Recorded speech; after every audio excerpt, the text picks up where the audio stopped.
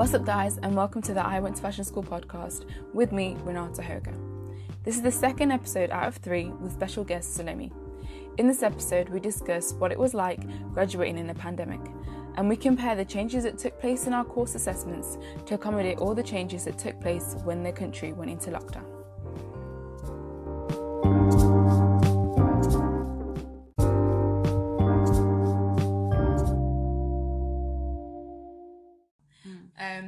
But now, so you've graduated as well, the same as I. How was like the experience of like the last term in this whole climate? Yeah, I was gonna say it's been special. Yes, special time. So both you and me did our final collections in COVID-19. Oof, it's been such a weird experience, really. As I said to you before, like I feel like this time has been like a big pause, like on so many levels. Like it feels like we never really finished, and it feels like we never really had a holiday. Yeah. It's just been like a weird time, and I mean, what I feel like was the most sad was that we didn't finish the collection. Like most of the collection work we did on our own, or half of it maybe. And not surrounded by each other with the energy and you know going through this together and like the last time being in the studio space and technicians and also like obviously having the physical show, because like even me and my friend we were talking about like in the beginning of the term how nice it is we have a physical show because like everything is so digital now, and then what happened is COVID-19 and everything goes digital. Even more digital. So I feel like I'm looking forward to the hunger for like physical activities that's gonna like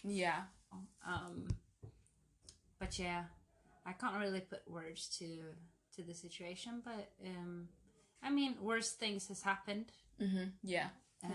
So it's like we haven't suffered that much in comparison to people not like being able to survive this. Exactly. And you, how did you find it? I found it I think I was bummed as well that we didn't get a chance to be in the space that we're used to, going to the studio with the technicians and your tutors and the friends that you've made, and also not having like the physical garment and actually like even the stress of trying to finish the garment and going through that experience is painful and you know as difficult as it can be. It's once you're done, you kind of like, wow, I actually made it through. It's a really satisfying feeling to see the final garment.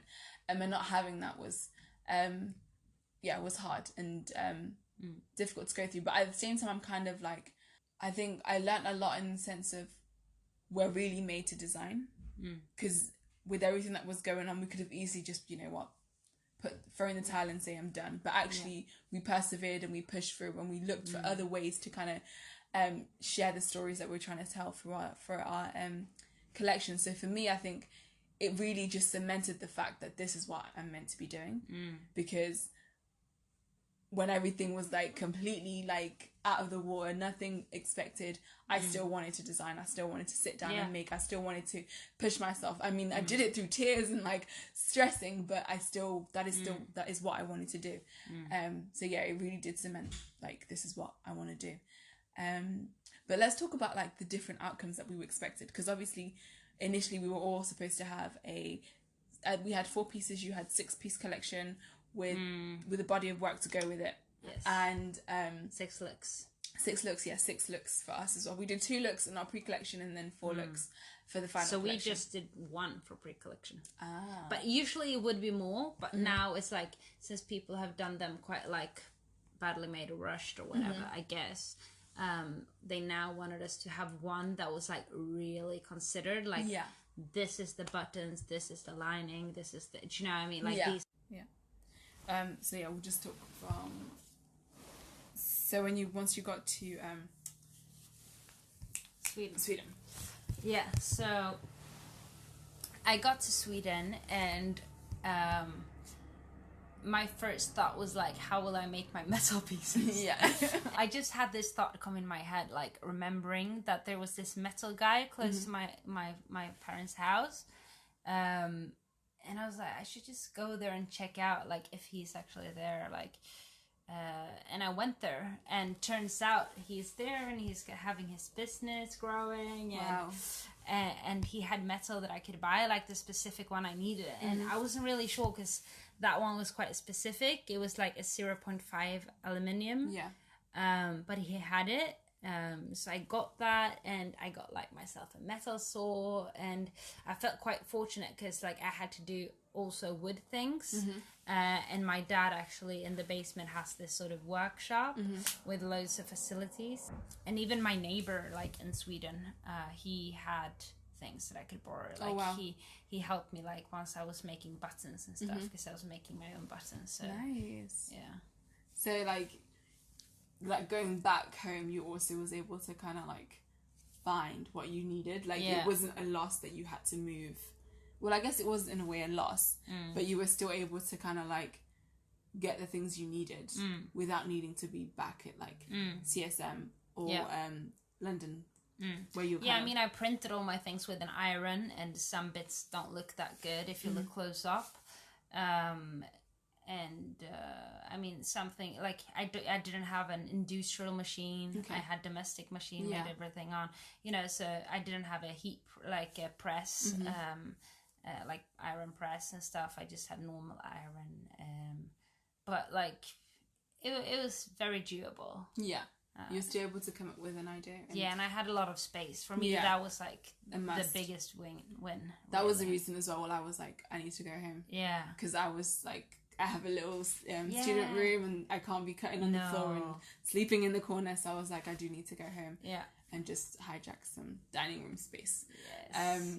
But also it's interesting as well that you wanted to be tactile. You didn't just stick to traditional kind of fabrics. You pushed your ideas to also include metalwork and woodwork, and do you think if you were at another uni you would have been able to like think in that way, or is it because you have those facilities at CSM that you were able to think, actually, let me see what the woodwork or the metal workshop has that I can use within my collection or within my practice? I think for me it didn't start from that point of view really. It was more about like, what do I want to do and how can I achieve it? Okay. So it was like I had the designs, but before I knew I was gonna use metal and wood. So I just had the shapes. Something I realized during placement year, because after I had been at Burberry and learning structure and organization, I just felt quite strongly that I was supposed to go making shoes. Okay. And I remembered like a couple of years back, my uncle had an exhibition in a shoe museum in Sweden. So I called them, and I was like, do you guys make shoes as well? And she was like, yeah, we do. And they had a cobbler there, and so I did my internship with him and learned how to make shoes, and actually was able, like, he was like, what's your goal for this internship? And I was like, I would like to make 6 pairs of shoes. Thank you. So I actually made all my shoes there, and that really taught me a lot, because I feel like, even like my teacher said when I came back, like, it's funny, she said, when you design shoes, it just looks so natural and easy for you, whereas like when you've done, like when I was struggling during second year, it was like it always, like, something was always not clicking, and partially her saying that and me like having my thoughts going around in my head during the year, I realized that like when I sort of objectified the garments in a sense and didn't look at it like look 1, look 2, look 3, that instead like I looked at each garment as I did with the shoes. I found it so much easier, as in completing a full look instead of just looking at one object. No, it was easier to look at an object for me. Okay. Instead of looking at how it would look on the model. Yeah, because I feel like it's so much going on in my head usually that like when I was focusing on a whole look of garments, then it was something in my head that didn't really connect. Okay. Whereas when I focused on each garment separately and then afterwards, like seeing how I could combine it into outfits and like discarding things, and it was so much easier for me. Okay. So that's kind of how I did as well with the final collection. And as I did that, I realized like, oh, okay, wait. So some of my designs come more from this structural kind of because I was looking a lot at like 19th century corsets and like you know, those like framed sort of skirts that goes underneath. What are they called? They're crinolines. Yeah, like crinolines and stuff. And I realized, you know, so I have these more structured kind of garments, and it just made sense that they would be made out of metal in a way. Yeah. Also because some of the crinolines were, and like early corsets have even steel in them. Yeah, so. yeah. And like whale bones and things. Yeah. So it was more like the idea that you had, and then you kind of sought out how you could do it and where you could make it.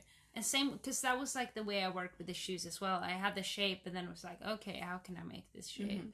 So I'll have like a bit of cork and a bit of leather and a bit of this and a bit of that and filling and you know.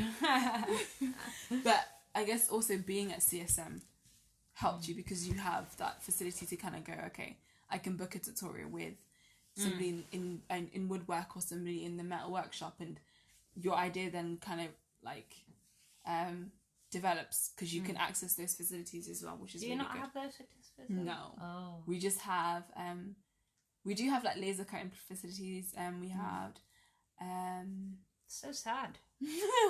I mean, because it's quite limiting if you don't have that. It's limiting in the sense that you don't get to push what ideas you have. Yeah, you don't get to push it in the realm of like material study. Yeah, because obviously you're kind of thinking, okay, this is a garment, but what other materials can I use to create this look, which kind of go outside of fabrics and fibers and materials. Whereas for us, I think because we don't have those facilities, it is kind of like limiting. Yeah, already in the thought process. Really. Yeah, but I think it's up to you. Yeah, but also it makes sense because they teach us the pattern coding. So still, if you already know like it a shirt, also doesn't. Yeah.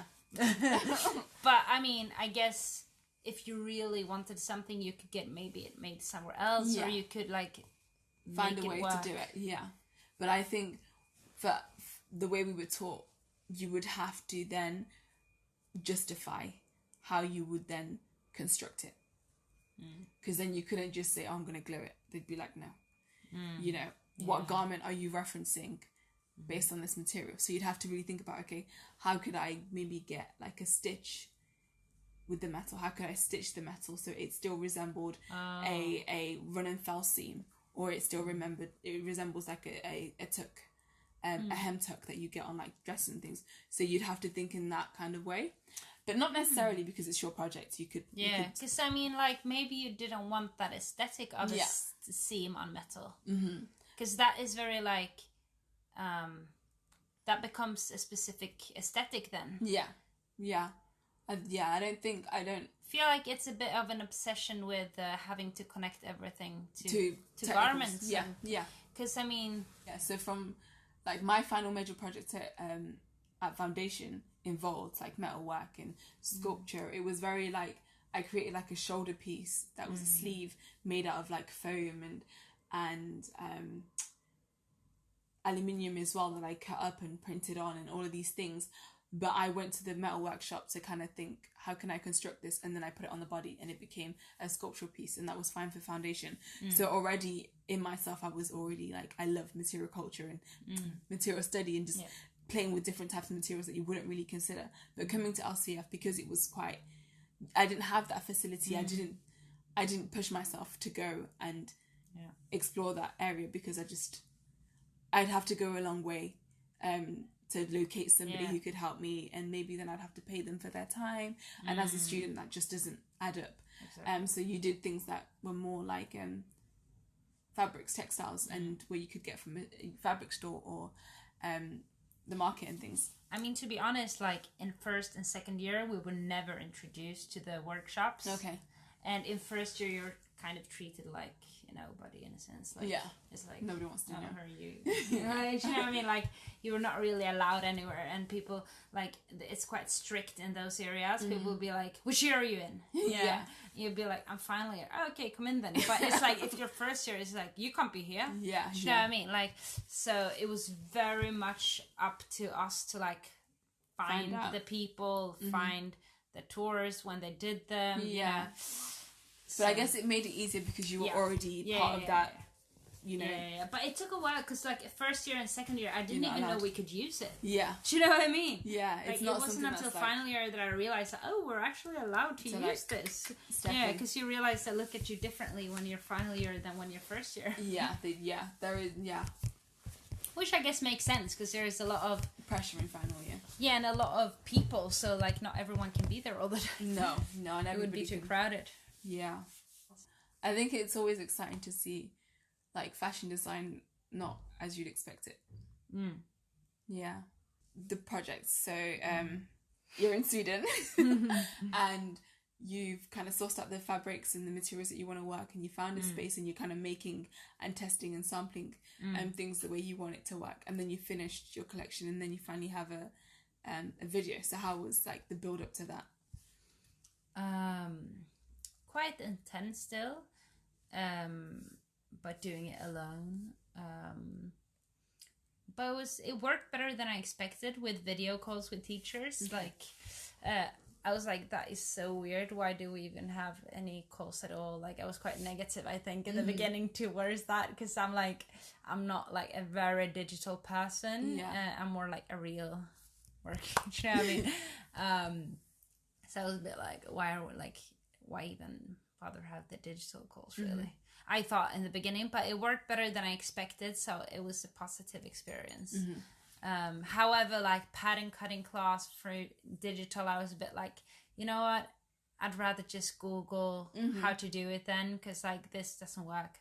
So I didn't really see my pattern cutting teacher for a video. I just saw her once and I said like, you know what, I don't know about this. I was a bit frustrated because I wanted to do more than 4 looks. I wanted to finish 6 looks for the video, and I wanted to film it on like a proper camera, but I just had my phone because my camera broke, you know, so it was a bit like, but it worked out and I had a video and it was okay. It was really good. I feel like it was okay, but yeah. It was a quite positive experience considering the circumstances. Exactly, and I guess a highlight would have been that you were able to still get the materials and get that space. I felt very blessed, like, you know, having the space, having the materials, having my family, not being in lockdown actually, because Sweden was never in lockdown. Wow. Yeah. That's good. Yeah, it was more self-responsibility. Obviously, I didn't see people. I was just there working anyways. But like, I could go outside, and it's such a small town as well. Like, so if I was outside walking, like, I'd probably not meet anyone anyways. Yeah. Like, maybe 2 people from like a far distance. Yeah. But, you know, it's good. Busy in comparison to like the busy of what London can be like. For us it was completely different. Well, it wasn't completely different, but it was different in the sense that we didn't have to make. So there was no, like, it wasn't compulsory to make, but we still had to find different ways to sample. So if it was through like paper sampling, or if you had access to a machine, you could sew and create the samples through fabrics, or even if you were in a position where you already bought your fabrics before the whole lockdown, then you could, and you had, you know, a machine, then you could make it. But it wasn't like a compulsory thing that you had to make it. But because our course is quite technical and in the way we do things, we had to show technically how that garment would be. Yeah. So if we couldn't sample it, like the whole garment, we'd sample like the specific parts. So how would the bodice and the sleeve connect? Or what kind of seam would you do? And you could show that through paper, just folding paper and showing it, and then like drawing on top and doing a sketch. But we had to do like CAD drawings for like 3 garments of the collection, and then you'd have to show step by step how you would make it if you could make it. So you'd have to do like instructions of how to make it. You'd have to show like a very detailed tech pack of like the measurements, the sizing, fabric, the buttons, all of those things you had to show within that pack. And then we also had to do, so we had to do a minimum of 3 garments throughout the collection, and you had to do like an intense tech pack for 3 different garments. And then you had to do a workbook showing like your idea and the process of the collection. I think we had to do a workbook because we didn't have a midweek grading like you guys did. So everything was kind of like they wanted to see everything because they didn't see it at all. Actually, I forgot because we did also portfolio hand-in. Did you do that?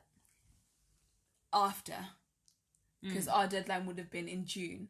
So we were already in lockdown by March, so we didn't have Yeah, but I mean during lockdown, because we did like digitally, we submitted also, I forgot to say like what we submitted, but like also we digitally submitted a portfolio, so like CADs for all looks. So even if you only did 2 looks, you were supposed to have CADs for 6. The whole collection, same. Yeah. Okay, so that's the same. Yeah. But no take backs. No take backs. But illustrations, we had to have 6 illustrations. Yeah. You know, and 6 processes. Like technical illustrations or more like no, not technical. Artistic illustrations and then text. Oh, okay. Like CADs. Yeah, so we had that. We had to do a whatever style you work in illustration, and then we had to do a lay plan. And there's that a range plan, and that range plan had how to you be, would cut the garments on the fabric. Not the lay plan, the range plan. So we have to show like different ranges of the garments, so the fabrics that you would use, but as a technical CAD drawing. So you would draw it in your illustrated style, and then you'd have a CAD drawing of all the garments within the collection with colors. Not necessarily. If you could, you could. If you didn't, it'd just be we could not have colors. Yeah, we said no colors. That was part of the technical. So you could do technical of like no colors, and then within the range plan, if you could do colored or just leave it plain. Yeah, we had like an illustrated lineup as well. Yeah, we had that as well, and then we had to do a portfolio, like a edited portfolio, and then we had to do a digital, so it could have been a video. I did a video, or it could have been a physical portfolio. You had to do them. No, or everything was digital. But you had to do like a response to the digital era that we're living in. So it could have been like a poster or like anything just relating to the fact that we can't show physical no more.